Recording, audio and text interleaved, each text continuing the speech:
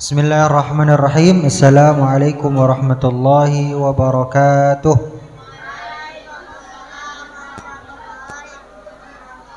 Bismillah walhamdulillah wassalatu wassalamu ala rasulillah wa ala alihi wa ashabihi wa man tabi'a risalatah. Subhanaka la ilma lana illa ma 'allamtana innaka antal alimul hakim.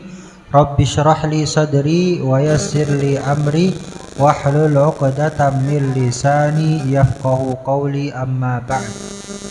Alhamdulillah, segala puji serta syukur kehadirat Allah Subhanahu wa taala yang mana masih terus memberikan kepada kita rahmat, nikmat dan karunia-Nya sehingga kita dapat berkumpul di tempat yang mulia ini dalam keadaan sehat walafiat. Alhamdulillah. Salawat beserta salam semoga tercurah limpahkan kepada baginda alam Nabi besar Muhammad sallallahu alaihi wasallam, kepada keluarganya, para sahabatnya, dan mudah-mudahan termasuk kita umatnya yang berusaha untuk menjalankan sunnah-sunnahnya, mengerjakan syariat-syariatnya. Mudah-mudahan kita semua mendapatkan syafaatul uzma di hari kiamat kelak. Amin ya rabbal alamin. Satu dari tiga pokok ajaran agama Islam. Yang pertama rukun Islam, yang kedua rukun iman, yang ketiga ihsan. Rukun Islam ini semuanya adalah kewajiban-kewajiban yang zahir, kewajiban-kewajiban yang nampak, kewajiban-kewajiban yang kelihatan oleh mata, kewajiban yang ketika kita lakukan orang bisa tahu. Kenapa hal tersebut? Kenapa Allah menjadikan rukun-rukun Islam adalah amalan-amalan yang nampak? Agar bisa diidentifikasi, agar bisa diketahui bahwasanya seseorang adalah muslim. Jadi kalau mau tahu orang muslim, lihat dia sholat apa enggak. Kalau mau tahu orang muslim, lihat dia pada bulan suci Ramadan puasa atau tidak. Setelah bulan suci Ramadan, lihat dia membayar zakat atau tidak. Dari hal tersebutlah kemudian kita ketahui bahwasanya orang tersebut adalah orang muslim yang orang tersebut punya hak dan kewajiban atas kita, yang sebagaimana kemarin telah kita sebutkan, hak dan kewajiban orang muslim. Nah, kemudian rukun Islam yang pertama apa? Syahadat. Syahadat artinya apa? Bersaksi bahwasanya tiada Tuhan selain Allah dan Nabi Muhammad adalah Rasul utusan Allah. Dasar daripada syahadat tersebut apa? Keyakinan di dalam hati. Yang mana keyakinan bahwasanya tiada Tuhan selain Allah dan Nabi Muhammad adalah Rasul utusan Allah, yang menjadikan seseorang menjadi muslim, yang mana nanti di akhirat pasti masuk surga. Pasti masuk surga. Inilah yang dimaksud dalam hadis Nabi sallallahu alaihi wasallam, man qala la ilaha illallah dakhalal jannah. Gimana? Man qala la ilaha illallah dakhalal jannah. Bareng-bareng. Man qala la ilaha illallah dakhalal jannah. Barang siapa yang mengatakan, maksudnya dalam sini mengatakan adalah dasarnya keyakinan dalam hati, kemudian diungkapkan. Barang siapa yang mengatakan la ilaha illallah Muhammadur Rasulullah, mengatakan meyakini bahwasanya tiada Tuhan selain Allah dan Nabi Muhammad adalah Rasul utusan Allah, dakhalal jannah, pasti orang tersebut masuk surga. Pasti orang tersebut masuk. Kemudian ada sahabat Mu'az bertanya.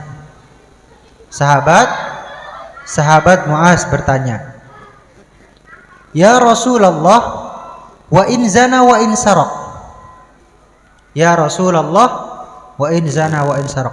Bagaimana kalau orang tersebut dia memang mengatakan bahwasanya tiada Tuhan selain Allah dan Nabi Muhammad adalah Rasul utusan Allah, tapi dia tukang maksiat ya Rasul. dia tukang zalim, dia bukan orang baik. Wa in zana wa in sarok, dia tukang maling, dia tukang berzina. Dia tukang maling, dia tukang berzina. Apakah lantas orang tersebut masuk surga karena mengatakan la ilaha illallah? Jawabannya gimana? Ada yang tahu? Apakah masuk surga nih orang Islam? Dia meyakini bahwasanya Allah adalah Tuhannya. Dia meyakini bahwasanya Nabi Muhammad adalah manusia yang Allah utus sebagai Rasul. Tapi dia tukang maksiat, tukang zina, tukang mencuri. Apakah masuk surga? Pertanyaan sahabat Muaz. Apa kata Rasul sallallahu alaihi wasallam? Naam. Iya, orang tersebut masuk surga. Walaupun ahli maksiat tetap masuk surga. Ditanya lagi sama sahabat Muaz, wa in zana wa in sarok. Tapi tukang zina ya Rasul, tukang copet, tukang maling, tetap masuk surga. Wa in zana wa in sarok, tetap masuk surga walaupun ahli maksiat. Terus ditanya lagi sama sahabat Muaz untuk yang ketiga kali, benar ya Rasul, ahli maksiat ini loh, ini tukang maling ini loh, tukang zina ini, apakah benar karena dia Islam, karena dia meyakini bahwasanya tiada Tuhan selain Allah dan engkau adalah utusan Allah, tetap masuk surga? Kata Rasul sallallahu alaihi wasallam, wa in zana wa in sarok ala rogmi anfi abidar. Ya, orang tersebut masuk surga walaupun engkau enggak senang. Walaupun engkau enggak senang. Akan tetapi setiap orang muslim, setiap orang yang mengimani, meyakini bahwasanya Allah Subhanahu wa taala adalah Tuhannya, bahwasanya Allah Subhanahu wa taala yang menciptakan seluruh alam semesta beserta isinya, bahwasanya Allah Subhanahu wa taala yang mengatur semuanya, dan Allah Subhanahu wa taala mengutus orang yang bernama Muhammad sebagai rasul, maka orang tersebut pasti masuk surga walaupun kalau dia punya maksiat, kalau dia pernah berbuat dosa, maka transit dulu di neraka. Jadi walaupun ahli maksiat, walaupun sejahat apapun, kalau dia beragama Islam, kalau dia beriman pada Allah dan Rasulnya, walaupun ahli maksiat, walaupun gak pernah sholat, walaupun puasanya bolong-bolong, tetap masuk surga, tapi mampir dulu di neraka. Makanya syahadat ini sangat penting, karena dia yang menjadi jaminan orang masuk surga walaupun sebrengsek apapun, walaupun seahli maksiat apapun. Nah, pertanyaannya, seberapa lama dia akan di neraka? Seberapa besar dia akan menerima azab? Sampai dosa dan kesalahannya habis. Oh, kalau gitu Ustaz, saya maksiat aja, saya nggak usah sholat aja. Toh kalau saya Islam, saya masuk surga. Nanti dulu. Satu harinya di neraka itu laksana 1000 tahun di dunia. Wa inna yauman inda rabbika ka'alfi sanatin mimma ta'uddun. Satu hari nanti di akhirat laksana 1000 tahun di dunia. Mau diazab 1000 tahun. Itu rasa sakitnya luar biasa, nggak bisa terbayang. Beratus-ratus hingga ribuan kali lipat siksaan di dunia. Maka pasti kita nggak akan bisa menerima azab tersebut. Badan kita nggak akan sanggup. Maka kita diperintahkan oleh Rasul Shallallahu Alaihi Wasallam untuk senantiasa membaca istighfar, untuk senantiasa memohon ampun kepada Allah Subhanahu wa Ta'ala atas setiap dosa dan kesalahan yang kita perbuat. Luar biasanya, jangankan kita yang surganya masih belum jelas, jangankan kita yang dosanya banyak, Rasul Shallallahu Alaihi Wasallam adalah orang yang maksum. Apa itu orang maksum? Orang yang terjaga dari dosa dan kesalahan. Orang yang terjaga dari dosa dan kesalahan. Jadi mustahil seorang Rasul itu berdosa, mustahil seorang Rasul itu berbuat kesalahan. Dalilnya mana? Wallahu ya'simuka minan nas. Wallahu ya'simuka minan nas. Dan Allah menjagamu dari perbuatan-perbuatan keji, perbuatan-perbuatan mungkar. Jadi Rasul dijaga oleh Allah dari perbuatan maksiat. Jadi Rasul tidak salah, Rasul tidak pernah maksiat. Dalilnya dari Aqidatul Awam kemarin gimana? Ismatuhum kasairil malaikah wajibatun wa fadlul malaikah.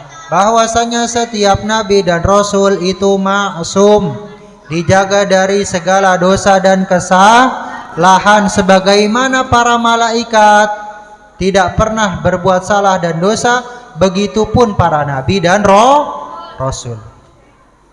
Itu pun walaupun Rasulullah Nabi Muhammad dijaga oleh Allah dari dosa dan kesalahan, tetap beristighfar, meminta ampun kepada Allah Subhanahu wa taala di setiap hari berapa? 100 kali.